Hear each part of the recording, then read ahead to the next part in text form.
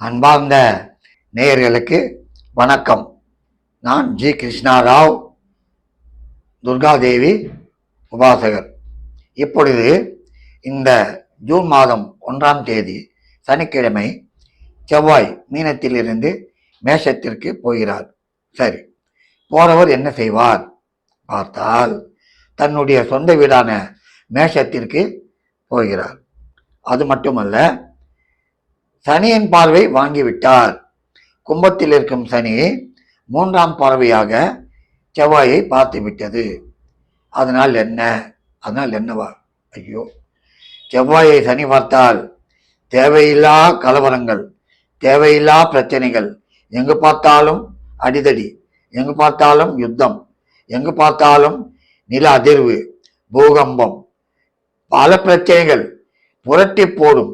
ஆம், வரக்கூடாத நோய்கள் வந்துவிடும். ஆம், விஷ ஜந்துக்கள் பரவும். காரணம், செவ்வாய் சனி செயற்கையோ செவ்வாய் சனி பார்வையோ இருக்கக்கூடாது.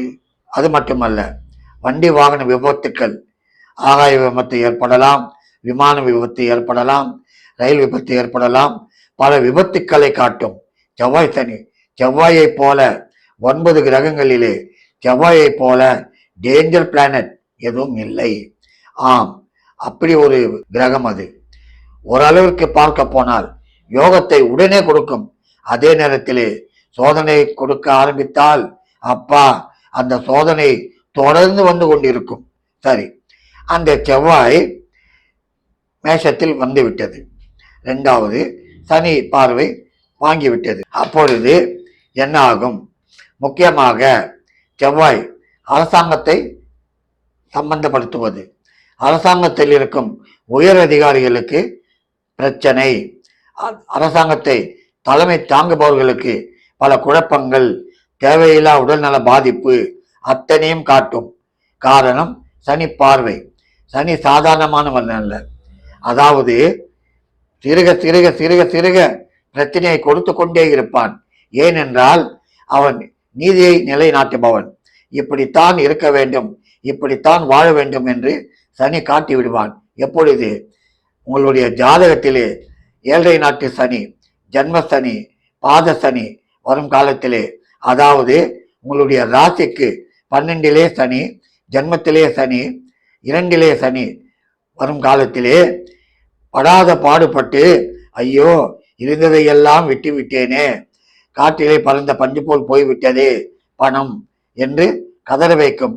ஏன், இனி நீ இப்படித்தான் வாழ வேண்டும் என்று காட்டும். அதே நேரத்திலே கையிலே காசு இருந்தால் ஆணவத்தால் சில பிரச்சனைகளை செய்து, ஆணவத்தால் அதிகாரத்தால் பிரச்சனைகளை செய்துவிட்டு பிறகு ஐயோ இப்படி செய்து விட்டேனே என்று கதறுவான். அதை காட்டுவது சனி. சனி நீதி நிலைநாட்டுபவன். ஆகவே இந்த செவ்வாயோடு அன்று என்ன இருக்கிறது என்றால் புதன் இருக்கிறது. அந்த புதனும் மாறிவிடுகிறது. பிறகு வெறும் செவ்வாய் மட்டும் இருப்பதால் மிக மிக மிக ஜாகிரதையாக இருக்க வேண்டும். நீங்கள் உங்களுக்கு தேவையான பொருட்களை எல்லாம் வாங்கி வைத்து கொள்ளுங்கள். முக்கியமாக மெடிசன் வாங்கி வைத்துக் கொள்ளுங்கள், உணவு பண்டங்கள் வாங்கி வைத்து கொள்ளுங்கள். அதே நேரத்திலே விபரீதமான விஷ பிரச்சனை வரும். காரணம், விஷ நோய்களால் தாக்கப்படக்கூடிய ஒரு அபாயகரமான நேரம் இது. ஆம், இதை நான் வேடிக்கையாக சொல்லவில்லை, நீங்கள் உணர்வீர்கள், பார்ப்பீர்கள். ஆகவே நீங்கள் மிக மிக கவனமாக இருக்க வேண்டும். அன்பார்ந்த நேயர்களே, இனி இந்த செவ்வாய் மேஷத்தில் வந்தால் ஒரு ராசிக்கும் என்ன செய்யும் பார்ப்போம்.